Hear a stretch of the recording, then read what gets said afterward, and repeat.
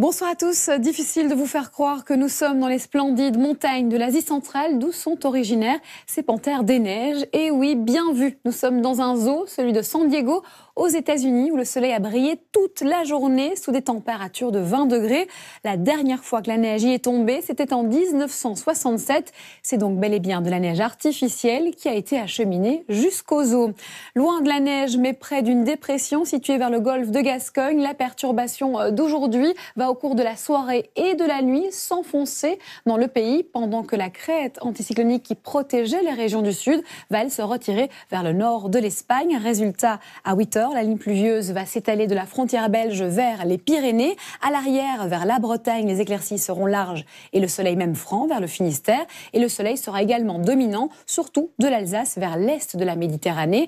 En revanche, il faudra s'accommoder d'un vent fort sur la façade atlantique, mais aussi du Mistral et de la Tramontane qui pourront tous deux grimper jusqu'à 60 voire 70 km/h en rafale. Alors vers 11 heures, de la région Poitou-Charentes vers l'ouest du Nord-Pas-de-Calais, la météo restera grise et pluvieuse, et du sud de la Belgique vers le golfe du Lion, vous le voyez, les précipitations pourront prendre un caractère plus modéré. Notez aussi que dans un flux de nord, on aura une descente d'air froid, ce qui va faire baisser à la limite pluie et neige entre 600 et 700 mètres d'altitude vers le Massif central et 1100 mètres du côté des Pyrénées. Alors vers 14 heures, l'instabilité présente entre le Nord-Pas-de-Calais et la région Poitou-Charentes aura tendance à s'amoindrir, pendant que le front froid va se décaler vers les régions orientales. Dès lors, la limite pluie et neige va encore descendre d'un cran et le vent va lui se renforcer en plaine du Roussillon. Enfin, vers 17 heures, un cumul de 5 à 6 cm de neige sera attendu vers 1800 mètres d'altitude vers les Alpes et 1300 mètres vers le Massif central à hauteur de 10 cm